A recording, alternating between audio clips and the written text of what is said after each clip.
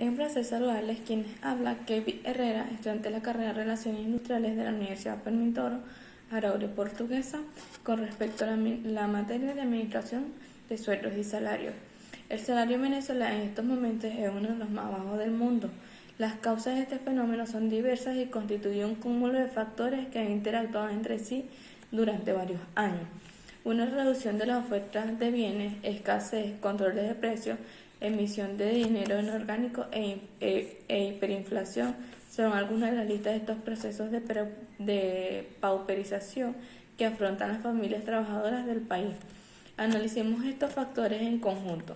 Desde los últimos años, Venezuela ha estado atravesando por una de las peores crisis ocurridas a finales de las décadas de los 80 y principios de las décadas de los 90. De hecho, hoy por hoy el salario mínimo del país es indiscutiblemente el más bajo de todo el continente. Hasta más bajo que Haití o Cuba, cuyos salarios mínimos son entre en torno de unos $83 y $30 respectivamente, según estudios denominados por la Escuela sobre las Condiciones de Vida ECOVID, efectuándose anualmente por las principales universidades del país. Prácticamente el 50% de los hogares ya estaban en extrema pobreza, tal y como lo explica el portal de sueldo mínimo venezuela.com. Se estima que actualmente alrededor del 25% de la población se alimenta una sola vez. Vemos pues cómo existe la situación de empobrecimiento acelerado en la sociedad de Venezuela, expresada una drástica reducción del poder adquisitivo de las familias de los trabajadores, que a su vez genera una serie de problemas sociales consecuentes que se están viviendo. La hiperinflación y la liquidez en el aumento del salario se volvió entre sal y agua, como quien dice.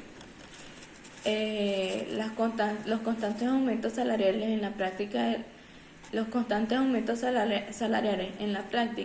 el salario se ha venido deteriorando mes a mes durante los últimos años y de forma que cada vez más rápida.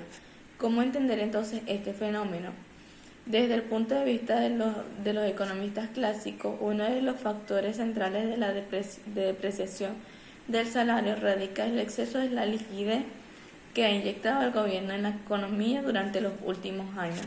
Si bien el gobierno ha tratado de dar una imagen ante la sociedad de intentar cambiar la inflación con los aumentos salariales y que quizás ha tenido un respaldo por sus seguidores, tal y como lo explica en la teoría de los economistas clásicos, con aumento de la liquidez monetaria que debía redundar en un aumento de los precios, sino que aquello ocurriría necesariamente cuando, entre otros factores, no exista la oferta ociosa de la economía, y esta haya sido la situación de Venezuela en las últimas décadas.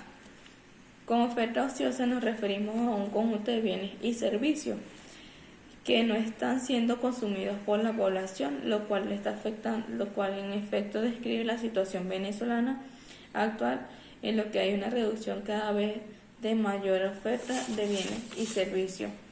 Como explican muchos de los economistas de la solución de la crisis económica del país, y en particular superación de la situación actual y de grave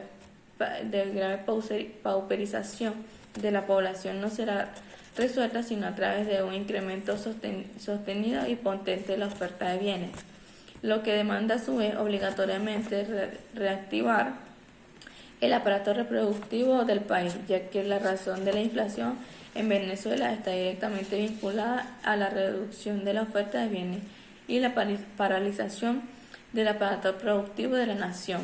Por lo tanto, el trabajador se ha afectado de tal manera que el salario que viene devengando mensualmente no cubre sus necesidades debido a las alzas de los precios en cuanto a la canasta alimentaria. Se esperan las políticas laborales promovidas por el Estado para el funcionamiento de las relaciones de trabajo en una sociedad determinada que tenga como un propósito la contribución de las actividades productivas y se desenvuelvan normalmente. Asimismo, proveer las condiciones de funcionamiento equitativos y justos en las relaciones entre empresas y trabajadores, cuya retribución tanto al capital como al trabajador se les permita satisfacerse a ambos. favoreciendo por un lado el mejoramiento de sus capacidades, el rendimiento del capital y la reinversión en las capacidades y mejoramiento reproductivo. Por otro lado, los bienes integrales de los trabajadores y su familia vengan a partir de una remuneración y beneficio suficiente. Sin más que decir, esto es todo. Gracias.